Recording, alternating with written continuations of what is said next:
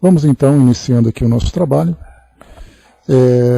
O nosso livro Sexo e Obsessão, de Manuel Filomeno de Miranda, psicografia do Divaldo, capítulo 14, Visita Oportuna, é o título aqui do nosso roteiro de hoje. Só um instante. Tá. Nós vimos no capítulo anterior, Sábias Decisões, o Filomeno trazendo para nós a lembrança, né, de que o Marquês havia sido tocado de uma forma impactante pelas notícias da senhorita Keller, que é uma personagem nova que chega aqui na nossa história, e que teve uma relação com ele no passado, que nós vamos conhecer aqui no decorrer da nossa leitura. Em seguida, o Filomeno de Miranda, assim como o irmão Anacleto, o Dilermando, eles então foram até a sede episcopal, o palácio episcopal, que é onde ficava o bispo responsável pelo trabalho do Padre Mauro, né, onde a irmã, a professora Eutínia, assim como também o senhor Renato, o esposo dela, foram lá para trazer para o bispo notícias sobre aquele problema envolvendo o Padre Mauro. E a gente lembra que o padre já tinha feito, a partir de uma confissão, pedindo ajuda também, inspirado, né, nesse caso, pelos bons espíritos, mas lembrando que essa era uma decisão capital para o Mauro, né, que ele mesmo deveria tomar essa iniciativa, mas toda a proteção foi feita para que ele então seguisse por esse caminho que deu certo. E agora era a vez do casal, da professora, fazer a queixa, né, contra a atitude dele naquele assédio àquela criança. Então todo esse capítulo, Sábias Decisões, girou em torno dessa conversa entre o casal e o bispo, e ali então eles delinearam algumas ações para que o Padre Mauro fosse então encaminhado, primeiro para o devido tratamento. Ele seria afastado tanto das obrigações religiosas como também dos compromissos pedagógicos com a escola, e seria divulgado que por problema de saúde ele se afastaria. E a partir dali então, todo o trabalho interno seria desenvolvido. E nós até conversamos sobre isso, a dificuldade que nós teríamos de lidar, porque da nossa parte nós somos a sociedade observando o comportamento dele. Por outro lado, nós temos o bispo observando pelo lado da instituição e tomando ali dentro da justiça canônica as medidas, né, de correção necessárias para esse caso, que infelizmente não é um caso isolado, né, nós vemos isso até com uma triste frequência na mídia, de alguns escândalos envolvendo religiosos, dentro dessas práticas, né, de assédio, de crimes mesmo, né, contra crianças. Então as decisões foram tomadas em comum acordo e o Padre Mauro então encaminhado para o tratamento. Então ali a gente teve ali o encerramento dessa visita e agora a gente vai então seguindo aqui uma outra visita agora, visita oportuna, para a gente poder conhecer um pouquinho sobre o trabalho que vinha sendo feito na cidade perversa, né, que é o nome que eles estavam dando, não é nenhum título, mas é apenas ali uma identificação, que era o local onde nós vimos ali a visita, onde se encontrava o Marquês de Sade, que é a nossa personagem alvo aqui do momento. Vamos lá. Quando retornávamos do Palácio Episcopal na direção da nossa sede de atividades, utilizando-me de alguns minutos que me pareceram oportunos, não tive relutância em interrogar o generoso guia espiritual a respeito dos labores em andamento.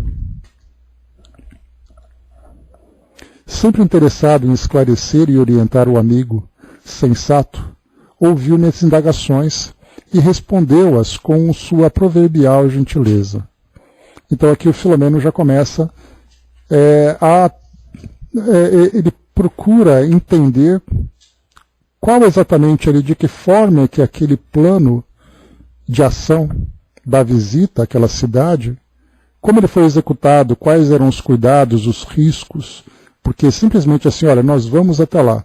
Eles foram, o Filomeno ali como mero espectador, observando tudo aquilo, toda a movimentação, participando da reunião com o Marquês, vendo ali todos os perigos que poderiam envolver o grupo, né, daqueles que participavam da defesa e eram ali subordinados ao Marquês. Então agora é o momento de, fora de todo aquele ambiente, que não era o local adequado para interromper o propósito maior, que era conversar com ele, com perguntas e dúvidas, né, coisa que geralmente, como a gente sempre comenta, é algo bastante comum, tanto com Filomeno de Miranda como André Luiz, quando eles participam de algum tipo de expedição, algum tipo de missão, de trabalho, e eles então ficam cheios de curiosidades durante o trabalho. E aí, não raras vezes, vem ali a orientação dos mentores, né, para que guardar essas interrogações para o momento oportuno, né? E eis aqui então o momento que o Filomeno tanto esperava, né? Então vamos lá. Por qual motivo, inquiri curioso, a visita à cidade perversa parecera ocorrer de forma tão fácil, tendo-se em vista as precauções tomadas que poderiam ter sido evitadas? Então, quais eram essas precauções? Eram aquele grupo de proteção, aqueles jovens com aqueles mastins, que poderiam ali utilizar aqueles animais para se contrapor a qualquer tipo de violência, de agressão que o grupo viesse a sofrer por parte, né, dos habitantes e também ali dos defensores daquele local. Então, foi tudo tão simples, tudo tão tranquilo. Para que tudo aquilo? Né? Não foi mencionado aqui, Braz, dessa vez. Né? A gente já encontrou em outras expedições esse trabalho mais energético, né, com aquelas redes, com aquelas, entre aspas, armas, né, que eles utilizavam. Mas aqui apenas os animais que estavam ali com aqueles jovens, né, que pareciam ser espíritos já acostumados com esse tipo de trabalho, né? Inclusive nós acompanhamos também no livro Memórias de um Suicida, também naquelas caravanas de resgate, onde animais também eram levados e também trabalhadores especializados nessas ações, né? Então, em vários outros relatos nós temos espíritos que têm como função, pelos recursos e pela própria aparência que eles demonstram, provocar uma certa intimidação naqueles espíritos que se colocam como delinquentes ou agressores, né? Então vamos lá. Então o que Filomeno pergunta é, como tudo aconteceu de uma forma tão tranquila, eles entraram, saíram, conversaram, por que aquelas medidas de proteção tão necessárias? Bom dia, embaixador. Diante do mal, respondeu-me afável, nunca devemos descurar dos cuidados hábeis que se tornam necessários, tendo-se em vista os recursos de que se utilizam aqueles que se conduzem equivocadamente. Destituídos de sentimentos de dignidade e de correção moral, os partidários da desordem não temem investir na violência, nem urdir planos astuciosos de forma a enredarem suas vítimas em potencial que lhes tombam nas malhas da crueldade. Assim, as providências tomadas tinham por objetivo situações de surpresa ou enfrentamentos mais difíceis. Porque a circunstância houvesse transcorrido de maneira favorável, evitou-se a utilização dos mastins, bem como dos jovens acostumados a embates específicos com os legionários da hediondez e do crime. Ademais, a presença da venerável mentora acarretara muitas bênçãos para o grupo de ação, envolvendo em vibrações defensivas especiais que não chamavam a atenção dos vigilantes das entradas de acesso. Na etapa final, conforme recordamos, o Marquês, aturdido e sem conhecimento do que se passara, responsabilizou-se pelo nosso afastamento da região sem qualquer empeço. O que tem a ver o Marquês, voltei à carga, interrogando, na problemática de Mauro, junto a quem estamos trabalhando? Então, inicialmente, a gente viu pelo relato que, embora eles tivessem todos os cuidados, toda a consciência situacional do que eles vivenciariam naquela expedição, por parte da experiência, né, dos mentores, dos trabalhadores, um pouquinho de precaução não custa nada, né? Então, por isso, eles tiveram o cuidado de levar aqueles espíritos que trabalhariam na segurança do grupo por precaução, porque poderia acontecer, né, de ter ali alguma investida por parte daqueles espíritos que já estavam acostumados em agredir aqueles que eram os visitantes, os invasores. Então o grupo, pelo sim, pelo não, então vale a precaução também. E agora então, o que tem o Marquês a ver com a problemática de Mauro? Atencioso esclareceu. Havendo vivido os dias pré- e napoleônicos, o Marquês foi igualmente frequentador da mansão de Madame X. Naquele lupanar de luxo eram permitidas e estimuladas práticas sexuais aberrantes. Então, na moda, havendo um comprometimento da mesma senhora com o infeliz autor e inspirador de inomináveis anomalias. Então, interessante. Muitos documentários ou muitos filmes também de época que retratam, né, esse período pré e também napoleônico, nós vemos ali um retrato da aristocracia francesa daquela época e da forma como eles agiam dentro desse alto círculo com esse comportamento de libertinagem, de abusos, né? Então, tudo isso aconteceu naquela época e era muito comum. E aqui, então, a gente já começa a ver essa conexão. Madame X, que era ali a dona daquele ambiente, daquele cenário, que permitia, né, que oferecia à sua clientela todas aquelas facilidades, o Marquês de Sade era, então, um cliente dessa cortesã. E lembrando que Madame X veio nessa nova reencarnação como o próprio Padre Mauro. Então, quer dizer, de uma reencarnação para outra, houve a mudança, obviamente, da personalidade, mas ao mesmo tempo também da sexualidade, do sexo, do gênero desse espírito, que veio nessa forma exatamente para viver novas experiências que o auxiliassem na sua regeneração. Então, embora houvesse essa mudança, a conexão entre eles era uma conexão antiga, até porque o Marquês não reencarnou de lá para cá. Então ele tem ficado durante esse período de 2 séculos praticamente, vivendo essas loucuras, né, que ele próprio criou dentro dos seus hábitos, dentro das suas tendências. Então, seguindo. A sociedade, quando vazia de sentimentos, se dispõe de tempo para elaborar propostas indecentes e inusuais no seu comportamento. Os espaços abertos entre as guerras que o corso mantinha em regime de continuidade, né, o corso aqui era Napoleão. Então eram guerras assim que aconteciam o tempo todo, né, lembrando mais uma vez que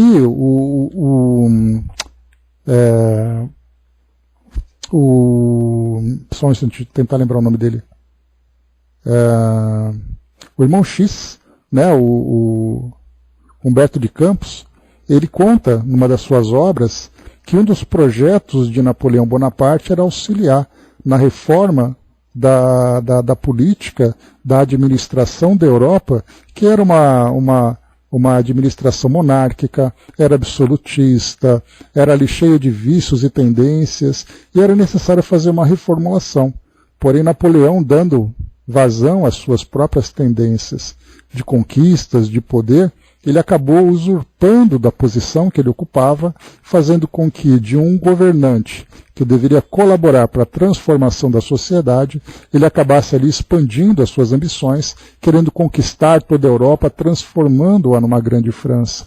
Então era um período de muitos conflitos, muitas guerras, muita destruição, que aconteceu pós-Revolução Francesa, né? Então a França viveu naquele momento essa transformação através da violência pela Revolução, e em seguida veio a parte das guerras, né? Vieram as guerras provocadas por Napoleão. Então a França, era aquele momento em que parecia que valia tudo. Era aquele momento do vale tudo, porque não tinha mais ordem, não tinha mais controle, as pessoas faziam o que bem entendiam, era toda aquela violência de mortes e de guerra, e a França então se encontrava, podemos dizer, moralmente perdida.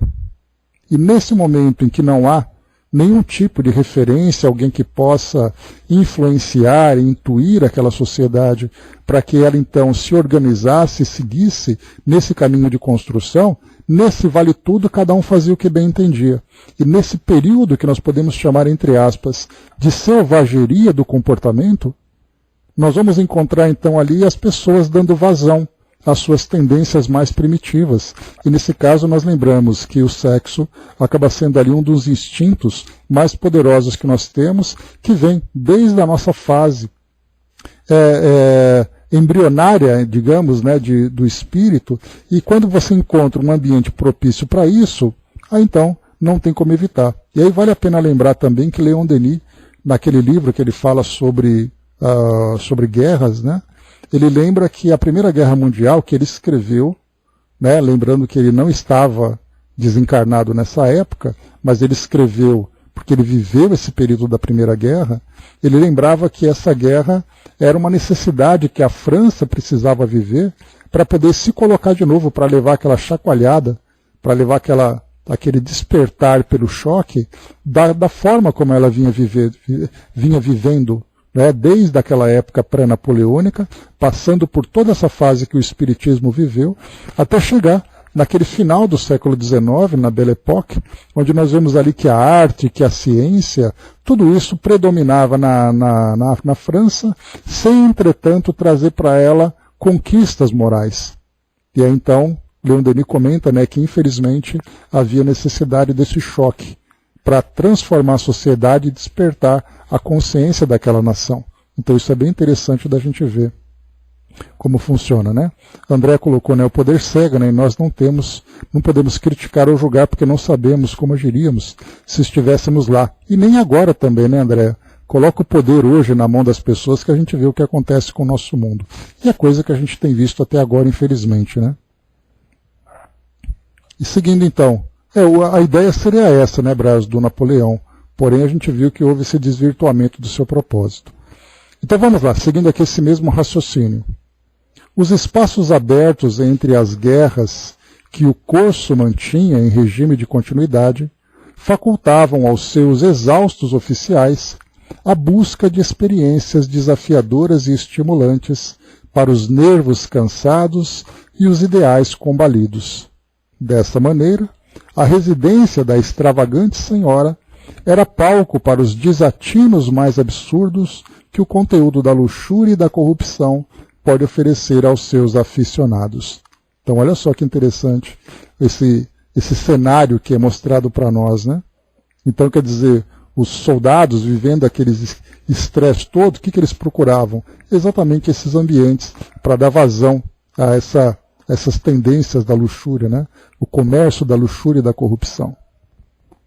Equivale dizer, volvi a indagação, que Madame privou de relacionamentos com o Marquês de Sade? Sem lugar a dúvidas, ripostou o seguro.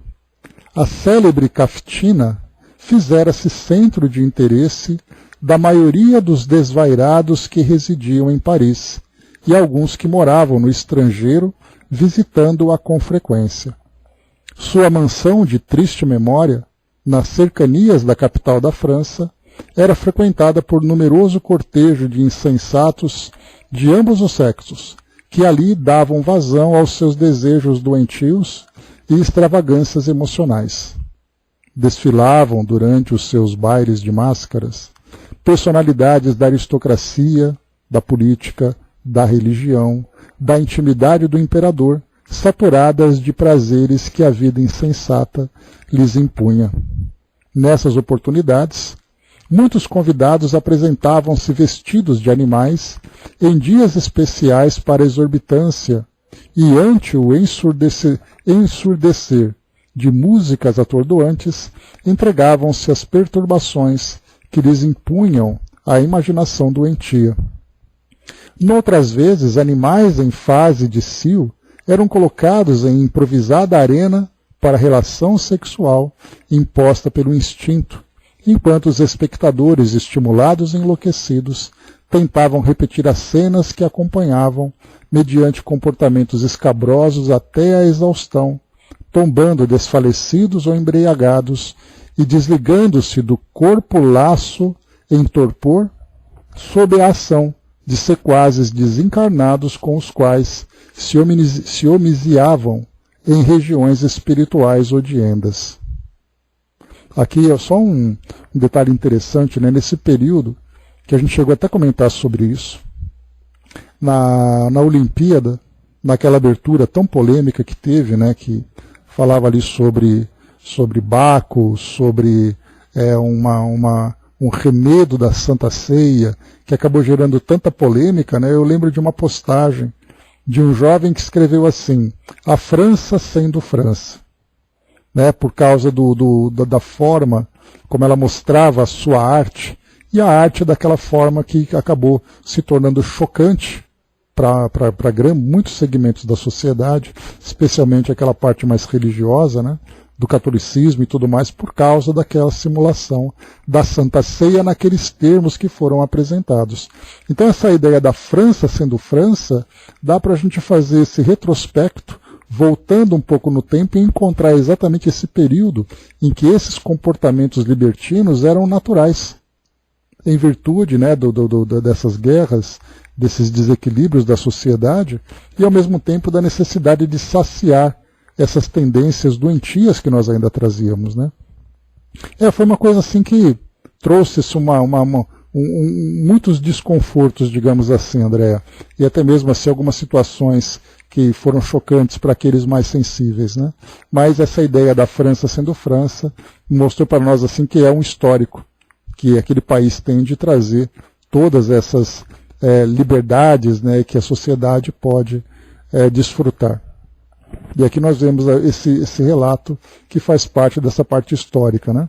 E isso tanto no final do século XVIII, final do século XIX, e assim continua, né? Porque é natural, digamos assim, para aquela sociedade. E para toda a sociedade planetária de um modo geral, né? Silenciou um pouco, diminuindo a gravidade da narração, pelo seu conteúdo de estupefação, e medindo as palavras voltou a explicitar. Por sugestão do Marquês de Sade, Madame X transformou o porão da herdade em pequenas celas, utilizando alguns cômodos que se lhes assemelhavam, onde eram praticadas verdadeiras atrocidades sadomasoquistas. Diversos pacientes ali experimentaram o horror em tal escala de alucinação, que alguns não conseguiram sobreviver, falecendo nos hediondos catres, transformados em câmaras medievais de aflições, enquanto outros, enlouquecendo, eram encaminhados aos lares ou aos manicômios, não mais recuperando a saúde mental. Infelizmente, descendo as escadas mais vis, muitos alucinados se entregavam a atos abomináveis com animais amestrados, que no seu primarismo feria-os, dilacerava-os, constituindo essas monstruosidades razões para comentários nos diversos grupos sociais que tinham conhecimento da sua ocorrência e anuíam na grande maioria, concordavam na grande maioria. É certo que Madame, mais de uma vez, esteve a braços com a polícia do Estado, conseguindo liberar-se com facilidade, graças aos seus protetores que lhe frequentavam o lôbrego bordel. A inexorabilidade orgânica, o seu processo de envelhecimento e de desgaste, a decadência do Império Napoleônico contribuíram para as alterações profundas nos hábitos dominantes na época, e a residência da mulher famigerada, que caiu em desgraça, foi tomada e ela, abandonada pelos seus amigos, também infelizes e desatinados, terminou os dias na obscuridade e na solidão. Podia perceber quanto a narração lhe constituíra um verdadeiro fardo, porque o benfeitor apresentava-se ligeiramente pálido. Não obstante, concluiu: O Marquês, que teria mudado de comportamento na velhice, conforme alguns dos seus biógrafos, o que para nós carece de fundamento, prosseguiu mais moderado na sua loucura até que foi arrebatado pela morte e conduzido para a cidade perversa, de onde procedera, ali dando curso às suas alucinações e recebendo logo depois Madame X. Houve um silêncio quase constrangedor. Dilermando, o amigo gentil, que se mantinha calado, demonstrando compaixão e surpresa ante a narração, por sua vez timidamente indagou. Esta é a primeira reencarnação de Madame após as experiências recém-narradas? Paciente, o mentor explicou. Em verdade, essa é a terceira tentativa concedida ao infeliz espírito, a fim de recuperar-se e aprender a respeitar as soberanas leis da vida. 2 vezes retornou com a organização fisiológica feminina na França, assinalado por terríveis marcas perispirituais que lhe deformavam a instrumentalidade física, havendo sido vítima de estupros e crueldades provocados por famigerados mendigos e ciganos das áreas onde foi acolhido pela misericórdia de Deus. Desencarnou em estado lamentável, porém com menos culpa, retornando à mesma região espiritual que o acolhera anteriormente. Mais tarde, no Brasil, com expressiva legião de espíritos franceses, transladados para as terras do Cruzeiro do Sul, o que vem ocorrendo com certa periodicidade, esteve mergulhado na organização masculina, vivendo tormentos inauditos, algumas vezes superados, outras não, para recomeçar na atualidade novamente, na mesma polaridade, porém vinculado à religião dominante, a que se dedicara irregularmente em passado não muito distante. Os vícios que se encontram arraigados no imo levaram-no aos desaires de que tem sido vítima. Então, até aqui a gente viu, como a gente tinha, acompanhando aqui, não tínhamos essa informação, a impressão era de que Madame X tinha então reencarnado como Padre Mauro numa única encarnação, o que realmente parecia ser bastante descabido. E agora a gente tem o entendimento de que não foi assim que aconteceu, porque seria uma mudança muito radical de um espírito que se apresentava tão perturbado no passado como Madame X, reencarnar como um jovem padre, como padre, na verdade, nessa encarnação. E esse período, essa lacuna que nós encontramos ali de 2 séculos praticamente, tinha ali muitas dúvidas que surgiram, como era possível um espírito daquele comportamento ter esse comportamento, e ainda que equivocado, apresentando já algumas faíscas de consciência sobre o erro que ele tinha praticado. Só que, na verdade, a gente vê que outras encarnações aconteceram, e no decorrer dessas encarnações, profundas transformações começavam a acontecer, em que, inicialmente, ele aprendia com a própria violência que ele impôs naquele passado, como Madame X, submetendo pessoas a esses desmandos que ela mesma controlava e administrava, e agora sofrendo o efeito dessa mesma violência, o que de algum modo mantinha-a vinculada àquele comportamento que ela tinha, de uma sexualidade desequilibrada, só que agora sofrendo uma violência,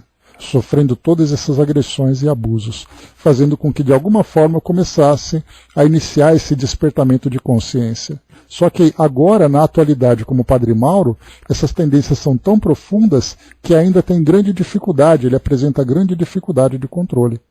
Então a gente vê que as tendências de um espírito, sejam elas quais forem, elas demoram muito para passar por essa transformação e, infelizmente, acontecem de uma forma bastante dolorosa. E, de fato, viu, Brás, essa subida, essa ascensão, ela acaba sendo realmente muito difícil.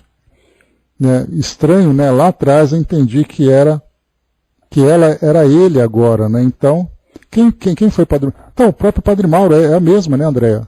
O que ele está colocando é assim, que Madame X passou por uma primeira reencarnação na França, sofrendo essa violência, desencarna, reencarna aqui no Brasil, desencarna e agora reencarna como Padre Mauro, essa terceira reencarnação daquele espírito, e essa reencarnação atual é resultado dessas transformações que a gente vem acompanhando. Tá? Então Padre Mauro é a própria. E ela mesma, né, que a gente comentou, né? Então, tanto que foi apresentado para nós naquele capítulo que Padre Mauro tinha sido Madame X, e que o obsessor atual do Padre Mauro era a vítima dela, aquela criança que foi abusada naquele passado. Só que entre Madame X e Padre Mauro, né, nós tivemos essas escalas espirituais que ela foi vivenciando para passar por essa transformação para chegar até aqui. Então não foi a primeira vez. E manteve-se vinculada de alguma forma a essa cidade perversa ligada ao Marquês de Sade e certamente também a outros espíritos, né? Isso, então está tudo dentro do esquema, né? Está tudo encaixadinho. Vamos lá. E a mãezinha voltou a indagar o amigo discreto. Desde quando, se é possível informar-nos, labora em favor da sua libertação? Desde os dias de São Francisco de Assis, quando, em posição de destaque na Itália, ele ouviu falar sobre o santo da Úmbria, desejou sinceramente segui-lo, protelando a decisão, quando se resolveu por integrar a ordem franciscana, o poverello já havia deixado o corpo.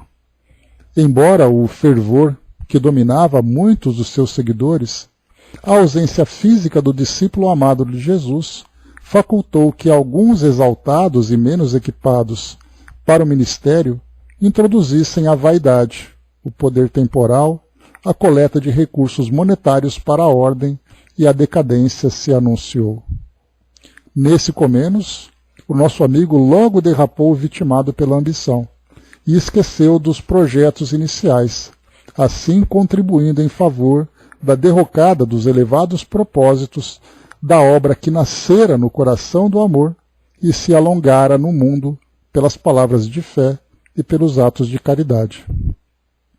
Desde ali, portanto, sua mãezinha, profundamente vinculada a Jesus, e a irmã Clara, né, lembrando que a irmã Clara era irmã de Francisco de Assis, vem lutando em favor da sua libertação, travando agora a batalha final, que se entrega com total dedicação e para a qual fomos convidados. Extasiei-me ante a explicação, por poder aquilatar a força e a tenacidade do amor que não mede esforços, não tem limites, não desiste, vencendo todos os óbices para alcançar a meta da felicidade que se impõe. Da forma como me chocaram as informações do bordel de luxo e a consequente desgraça de Madame X, dando-me conta de que hoje se multiplicam inumeráveis deles na terra, cujos proprietários e divulgadores são ex-residentes da cidade perversa, onde aurem constante inspiração, e ali são levados durante o sono fisiológico, em desdobramentos espirituais, a repugnância e a dor eram agora substituídas pela ternura e alegria ante a força perseverante do amor de mãe, que se atirava no rumo do abismo para resgatar o filho desvairado que Deus lhe emprestara através das reencarnações. O êxito que não conseguira através da educação, quando no corpo físico, dos exemplos luminosos de carinho e de renúncia, permanecia buscando agora, em outra dimensão, através de tentativas incessantes, na condição de anjo protetor, que não se cansa de ajudar. Então aqui mostra esse espírito que é a mãe, que se encontra vinculado com o filho, que é um espírito que na verdade vem ali acompanhando já há algum tempo, que teve também uma experiência religiosa no passado e acabou fracassando e agora volta novamente, dando vazão a essas tendências. Lembrando que não é apenas uma situação em que ele dá vazão às suas próprias tendências, mas também pelas influências que ele continua sofrendo, pelo vínculo que ele ainda mantém com esse grupo desequilibrado dessa comunidade no plano espiritual. Então, ao mesmo tempo que ele tem a tendência e de alguma forma ele procura lutar contra para encontrar o equilíbrio, ele acaba sendo vencido porque, como se não bastasse a própria força interior que o leva para esse tipo de comportamento, ele também tem aquelas influências exteriores desses espíritos, desses grupos, desse vínculo que ele tem com essa comunidade, que continua alimentando nele essa tendência. Então, se ele fosse livre por si só para lutar contra as próprias tendências, ele poderia vencer com menos dificuldade, não com uma certa facilidade, mas com menos dificuldade. Porém, não conseguindo vencê-las sozinho, devido ao fato de estar ali sendo constantemente influenciado por esse grupo, o fracasso, então, foi ali o seu destino, infelizmente, né? Seguindo. Ali estava o mais belo argumento prático contra o tradicional dogma do inferno para os maus e do céu para os bons. Aquela mãe, que vivia o céu interior, não se permitia plenitude enquanto não arrancasse o filho amado de seu inferno de paixões internas, a fim de rumarem ambos de mãos dadas para o paraíso, onde o trabalho e a misericórdia são o cotidiano de todos. Chegamos à querida instituição, sempre movimentada. Surpreendia-me por verificar que não havia horário em que não estivessem em movimentação trabalhadores de várias procedências espirituais e necessitados de ambos os planos da vida, buscando a austera entidade que a todos albergava com carinho, misericórdia e iluminação de consciências, que parecia ser-lhe a meta maior, a fim de proporcionar a libertação da ignorância a todos aqueles que a buscavam. Em realidade, não é outra a finalidade do Espiritismo, despertando o espírito para suas responsabilidades e cumprimento dos deveres, conscientizando-o do significado da sua existência, quando no corpo da sua realidade, quando desencarnado, a fim de avançar sem impedimento no grande rumo. A noite descia calma, compensando a ardência do dia e envolvendo a natureza nos seus tecidos escuros veludosos que se adornavam de estrelas faiscantes. Pairava no ar a expectativa dos próximos acontecimentos que aguardávamos entre preces e esperança de êxito. Aqui só lembrando, né, que havia sido agendado com o Marquês de Sade uma reunião às 2h da manhã, que ele colocou esse horário, com essa senhora Keller, que a gente vai acompanhar aqui, que havia sido ali apresentado para ele naquele encontro, né?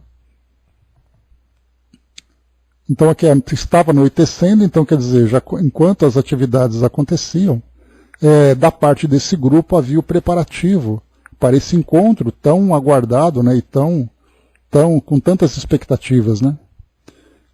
Bacana, né, Angelina?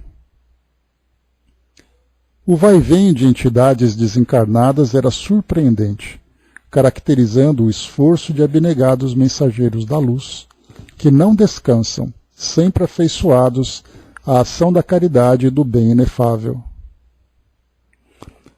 O profeta colocou, né, o Edgar Cayce, né, Paranormal Medium dos Estados Unidos, disse que Adão foi uma das encarnações de Jesus, né, mas como Adão pode ter sido Jesus, se esse não teve pecado, né, enquanto foi por Adão que o pecado entrou no mundo, né? Então o Edgar Cayce, né, ele é esse médium tão conhecido, chamado de profeta adormecido, né, que nesse período, né, do século XX, até mais ou menos ali, o período de 1945, 1950, ele tinha essa capacidade de ter uma dupla vista, fenômenos muito interessantes que foram estudados naquela época, né, só que por uma sociedade que não tinha o espiritismo como referência, portanto acabava vendo-o como sendo um grande fenômeno, né, um grande mistério.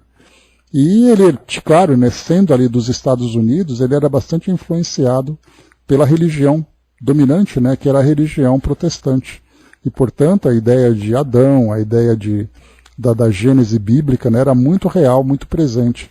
Então era muito natural que eles fizessem, né, uma relação né, juntando a reencarnação e ao mesmo tempo juntando ali as origens do mundo, né? Então, infelizmente, eles acabavam trazendo essas dúvidas, né? Então vamos lá.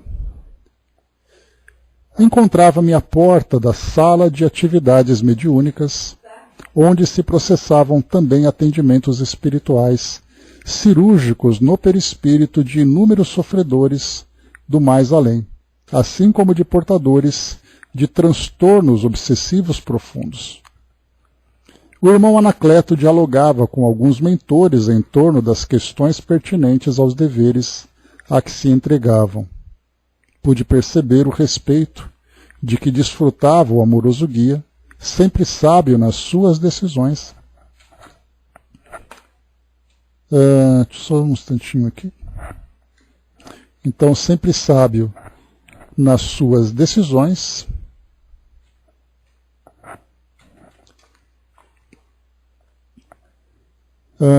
Vindo aqui. Taran, taran.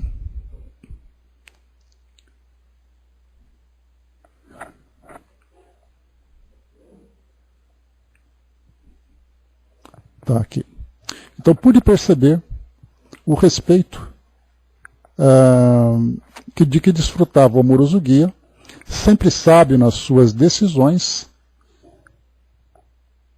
e profundo conhecedor do espírito humano, o que lhe facilitava o labor a que se afeiçoara. Vamos lá, pessoal, trabalhando aqui? Nesse ínterim, fomos surpreendidos com a visita do nobre espírito Dr. Bezerra de Menezes, que chegou, provocando expressiva alegria. Podia-se perceber quanto a veneranda entidade é amada por todos, em razão da significativa folha de serviços prestados à humanidade. À paz que reinava entre nós, associou-se o inefável júbilo pela presença do amável mentor. Todos nos acercamos, formando um círculo à sua volta, e ele, sem ocultar também a mesma satisfação, pareceu justificar-se, lamentando não haver informado antes do seu plano de passar pela instituição, a fim de participar do labor que estava programado em relação ao Marquês de Sade. Então até o Dr. Bezerra de Menezes é envolvido também nesse trabalho, né? Tamanha a dimensão que ele tomava.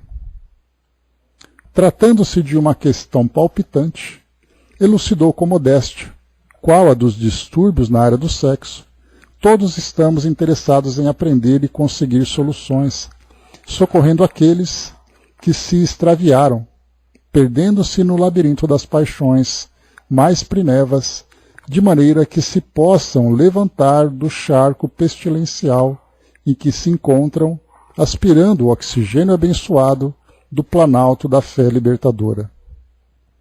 Depois de pequena pausa, prosseguiu. Então aqui agora, Dr. Bezerra começa agora a trazer ali um pouco do seu conhecimento, da sua experiência a respeito do tema que envolve todo o trabalho que vem sendo desenvolvido. Depois de pequena pausa, prosseguiu.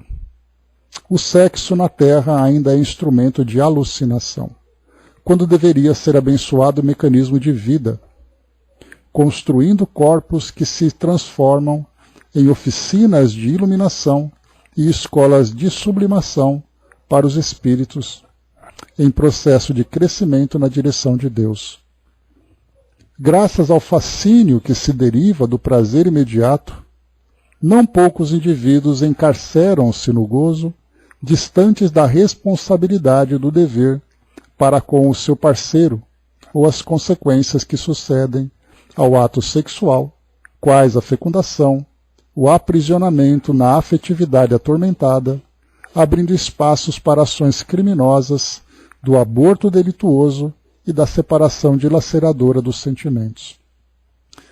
No seu aspecto mais grosseiro, emana o indivíduo as paixões asselvajadas, fixando-o nas faixas primárias do instinto, sem que a razão ou o discernimento possa contribuir em favor da plenitude, antes sacrificando aquele que se lhe entrega irracionalmente. Então, só no primeiro trecho aqui, a gente lembra que o Dr. Bezerra comenta que, pelo fato do sexo ainda ser uma das grandes fraquezas da humanidade, nós vamos encontrar dois caminhos que são consequências desse desequilíbrio. O primeiro é o sexo gera uma gestação, traz uma gestação, essa gestação sendo indesejada, porque ela não foi planejada, ela foi fruto de um ato irresponsável, apenas buscando a satisfação dos prazeres, então o aborto vem como uma consequência, vem ali como sendo uma ação libertadora daqueles indivíduos, sem tomarem consciência da grande responsabilidade que acabaram ali se envolvendo, né, com a consequência. E o segundo passo que a gente vê também aqui é que, através da vivência do sexo, pela simples busca do prazer entre os indivíduos, nós temos ali o que é inevitável, uma aproximação afetiva, fazendo que, pelo fato de se aproximarem apenas pelo interesse físico, nós temos ali então como consequência uma lesão afetiva. Então, indivíduos que não precisavam se comprometer numa determinada existência, acabam se vinculando, acabam se machucando, levando muitas vezes para outras existências a relação que eles iniciaram, simplesmente ali de uma forma descomprometida, de uma forma apenas pela busca da satisfação. E aí nós vamos encontrar casais, por exemplo, que se juntam, se separam, que tem ali a gravidade, muitas vezes, da violência, muitas vezes filhos que acabam surgindo, prendendo essas pessoas, amarrando essas pessoas numa relação forçada, porque ela não foi uma relação que aconteceu, que se desenvolveu de uma forma natural, mas ela foi ali vinculada exatamente por essa ação irresponsável. Então, aborto e lesões afetivas que vão, infelizmente, se desenrolando nas reencarnações dos indivíduos pelo fato de ter simplesmente se iniciado numa ação irresponsável na vivência do sexo, do sexo irresponsável, digamos assim.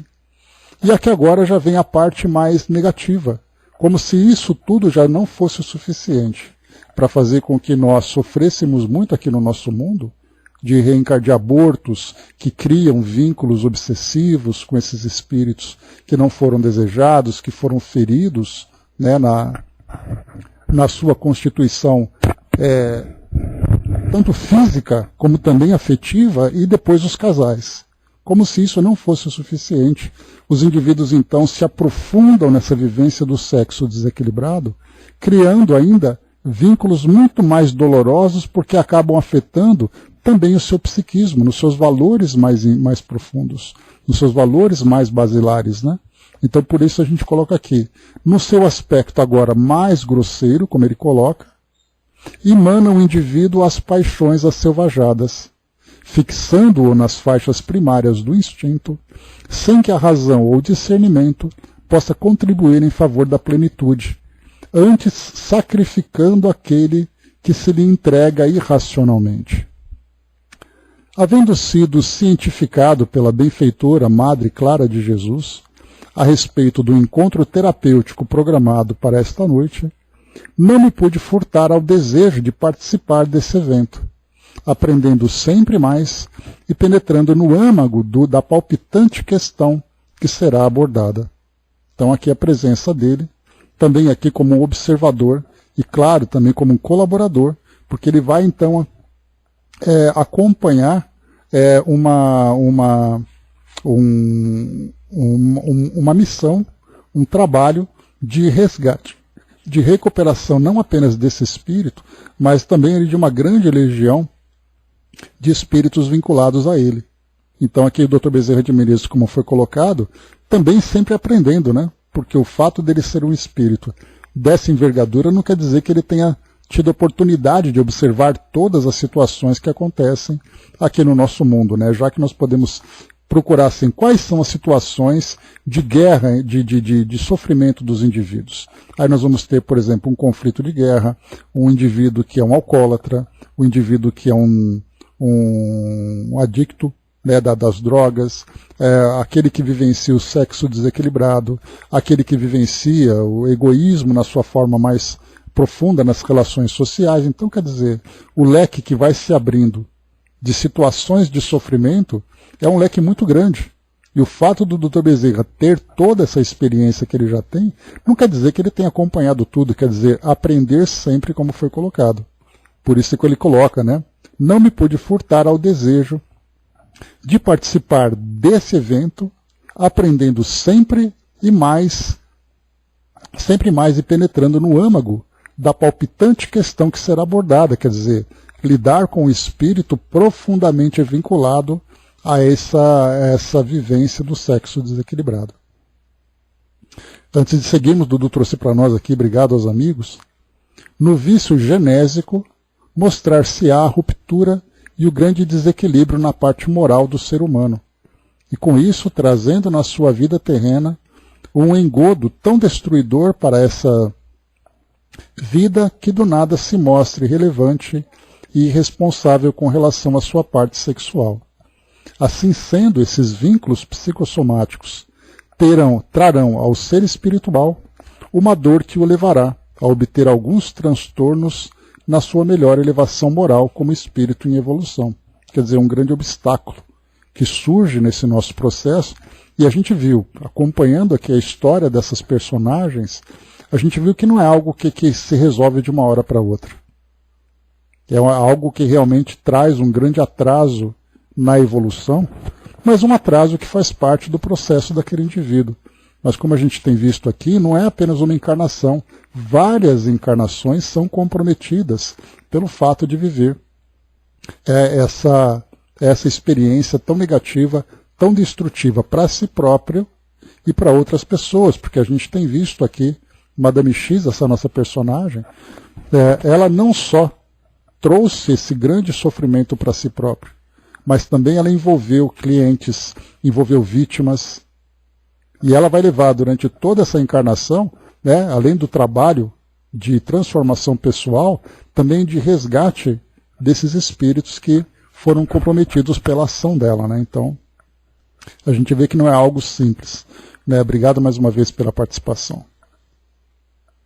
Sentindo-se inteiramente à vontade, facultou do nosso instrutor solicitar-lhe a cooperação em torno de uma breve dissertação a respeito da problemática do sexo e da obsessão, a fim de que não somente nós, que nos encontrávamos vinculados ao projeto em andamento, mas também outros benfeitores espirituais e amigos presentes, nos beneficiássemos com a sua palavra sábia e a sua proverbial experiência. Então, aproveitando ali a oportunidade, né, solicitaram ao Dr. Bezerra que falasse um pouco do assunto, né, que palestrasse sobre o assunto para a instrução de todos.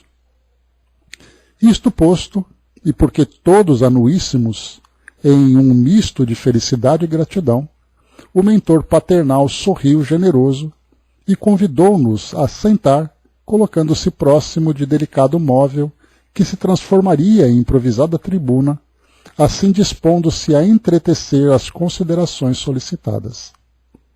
Todos estávamos comovidos e atentos. Podia-se ouvir o pulsar de cada coração em clima de festa. Dulce das vibrações bailavam na atmosfera sutil da sala de intercâmbio com o mundo maior. Expectantes, portanto, aguardamos. Então aqui, no capítulo 15, o próximo capítulo que nós vamos estudar, vem aqui então o Dr. Bezerra trazendo exatamente o capítulo intitulado Sexo e Obsessão. Então, teremos aqui nesse capítulo essa profunda abordagem que ele vai trazer para nós, para nos ajudar nesse entendimento, porque então... Andréa. Porque aqui então nós vamos juntar todo esse entendimento moral a respeito desse comportamento para entendermos exatamente a história desses espíritos e dessa própria história que nós estamos acompanhando. Então, capítulo 15, Sexo e Obsessão, será o tema do nosso próximo encontro. A Angelina trouxe para nós também aqui, com grande responsabilidade trazer um espírito para reencarnar no planeta, né? Pois é. E infelizmente a gente vê, né, que as coisas acontecem de uma forma tão automática que nós encarnados, não temos a noção da grande responsabilidade que é essa missão, que realmente é uma missão, né? Que todos nós aqui acabamos assumindo. E é isso então, meus amigos. Fechando por aqui a nossa história, fechando por aqui então esse nosso encontro de hoje, nós tratamos então, só fazendo aqui essa recapitulação, de conhecer um pouco da história desses espíritos. Né? E o tema, visita oportuna, se dá exatamente ali no finalzinho com a presença do Dr. Bezerra. Mas nós conhecemos, né, todo esse vínculo entre esses espíritos, o Mauro, o Marquês de Sade, como eles se vincularam e como vem se desenvolvendo de lá para cá. Então o Marquês de Sade continuou preso nessa cidade, preso entre aspas, né, vinculado a essa cidade, enquanto o Padre Mauro teve oportunidade de outras reencarnações, que houve uma grande mudança, né, se nós pegarmos quem ele era lá no século XVIII e quem ele se torna agora, embora ainda trazendo essas tendências